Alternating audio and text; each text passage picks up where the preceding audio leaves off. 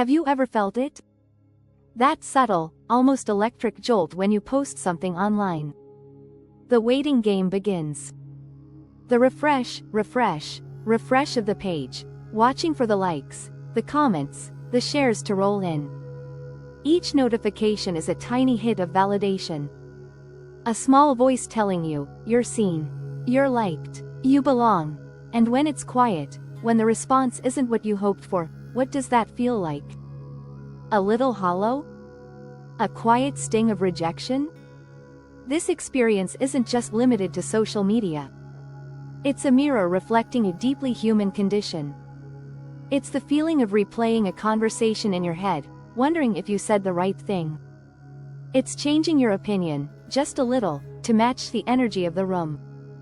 It's the exhaustion that comes from wearing a dozen different masks for a dozen different people, hoping one of them will fit, one of them will be approved. It's the silent, grinding down of your own spirit in the constant, relentless pursuit of approval from others. This isn't just a personality quirk we call people-pleasing, it's a cage. A beautifully decorated, socially acceptable cage, but a cage nonetheless.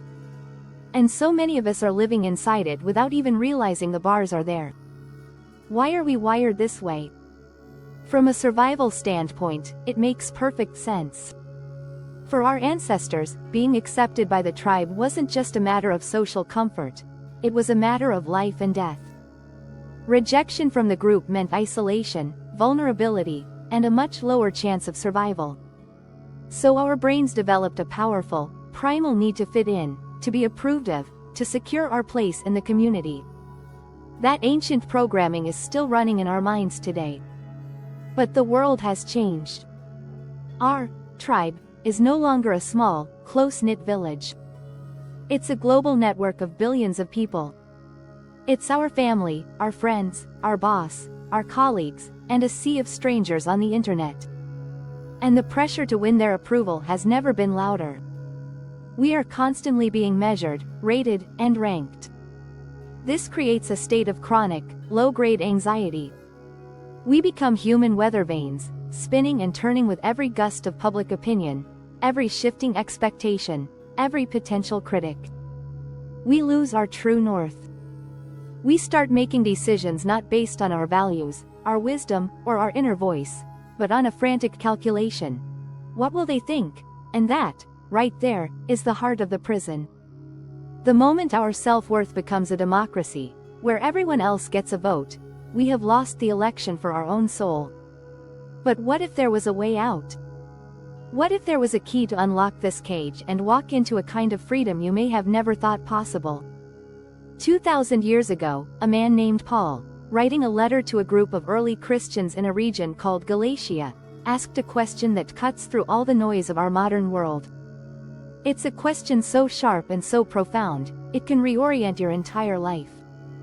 In Galatians chapter 1, verse 10, he asks, "Am I now trying to win the approval of human beings, or of God, or am I trying to please people?" Let that sink in for a moment. This isn't just a rhetorical flourish. This is a declaration of allegiance. Paul is drawing a line in the sand. He was dealing with a situation where people were trying to compromise a core message to make it more palatable, more acceptable to the religious establishment. They were trying to please the crowd. And Paul says, essentially, no, he understood that you cannot serve two masters. You cannot have your feet planted in two different boats. You are either living for the applause of the crowd, or you are living for an audience of one. He finishes the thought with a statement that reveals the stakes.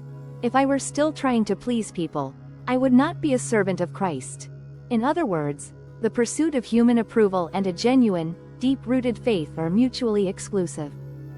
Trying to do both doesn't just make you tired, it makes you ineffective. It disqualifies you from the very thing you were created to be. This is the ultimate freedom, the freedom from the need for external validation. It's not about becoming arrogant, or rude, or dismissive of other people's feelings. Not at all. In fact, it's the opposite. When you stop needing something from people, you are finally free to truly love them. Think about it. When you're performing for someone's approval, your kindness has an agenda. Your compliments have a hook. Your service has a price tag, their good opinion of you. But when you are secure in your identity, when your worth isn't up for debate, you can be kind just for the sake of being kind. You can listen without formulating your response. You can serve without needing a pat on the back. Your actions become clean, pure, and authentic. Imagine your sense of self-worth as a boat. For the person seeking approval, that boat is a small dinghy tossed about on a stormy sea. Every wave of criticism threatens to capsize it. Every calm spell of praise is a moment of temporary relief before the next storm hits. It's a constant, exhausting battle just to stay afloat. But when you choose to live for the approval of God, you are no longer in the dinghy. You are moving your boat into a protected harbor, dropping a massive, unbreakable anchor into the bedrock of a love that does not change. The storms of opinion will still rage on the surface. People will still have their judgments, their criticisms, their praise. The waves will still crash. But your boat is no longer tossed about. It may rock a little, but it is secure. It is anchored. This is the peace that the Bible talks about, a peace that surpasses all understanding. It's not the absence of storms, it's the presence of an anchor during the storms. So how do we get this? How do we move from the stormy sea to the calm harbor? It's a journey, not an overnight switch. And it starts with small, intentional steps. The first step is awareness. You have to start noticing when the people-pleaser programming kicks in. Pay attention to your body. Do you feel a knot in your stomach before you speak up in a meeting? A tightness in your chest when you're about to post a photo? That's the signal. That's your body telling you that fear of disapproval is at the wheel. Just notice it, without judgment. Say to yourself, "Ah, there it is." That's the feeling of wanting to be liked. By simply naming it, you create a little space between you and the feeling. You are no longer consumed by it, you are observing it. And in that space, you have a choice. The second step is to redefine your audience. Every morning, make a conscious decision. Who are you living for today? The shifting crowd, or the unchanging creator? Picture it. Are you stepping onto a stage with thousands of critics in the audience, each with a scorecard? Or are you stepping into a quiet room, with an audience of one, who already loves you, who is all ready for you, and whose opinion is the only one that truly matters in the end? This mental shift is powerful. It simplifies everything. Suddenly, the goal is not to be liked, but to be faithful.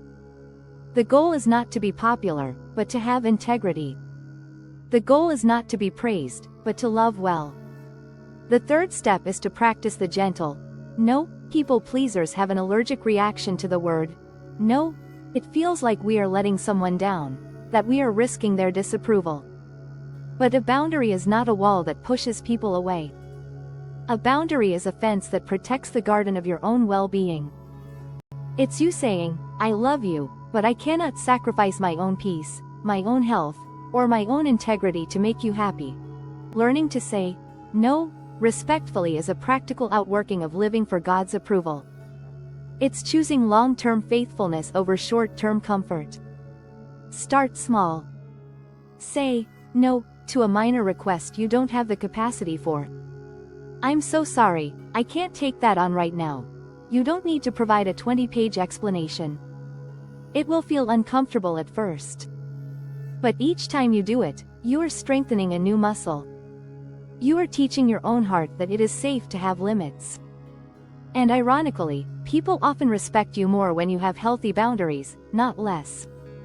The fourth, and most crucial step, is to fill your mind with the truth. The desire for approval creates a vacuum inside of us.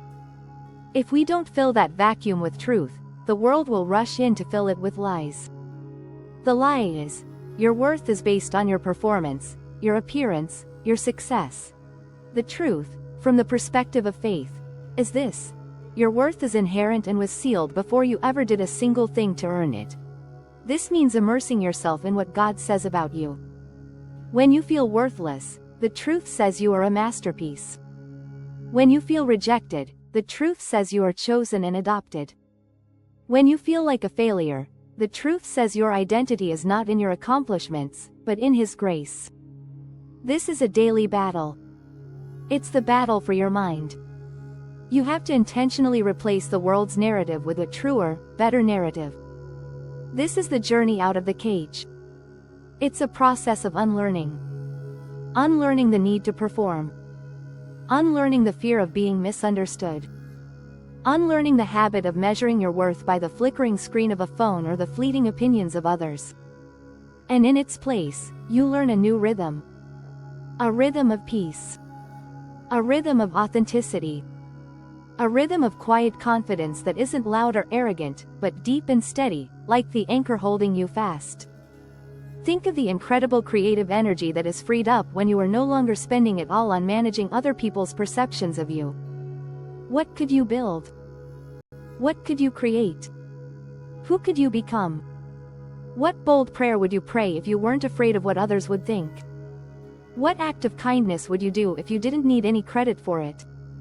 What truth would you speak if you were only concerned with pleasing your audience of one? This is the invitation of Galatians chapter 1 verse 10. It's an invitation to a broader, richer, more meaningful life.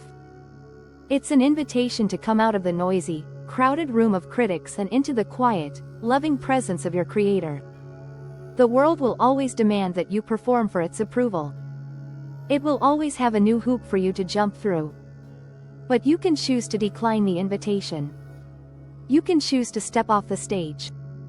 You can choose to live an anchored life in a world of shifting seas. And that is the beginning of true freedom. The freedom to finally, fully, and unapologetically be who you were made to be. What would change in your life, starting today, if the only approval you sought was no longer from the world, but from the one who made it?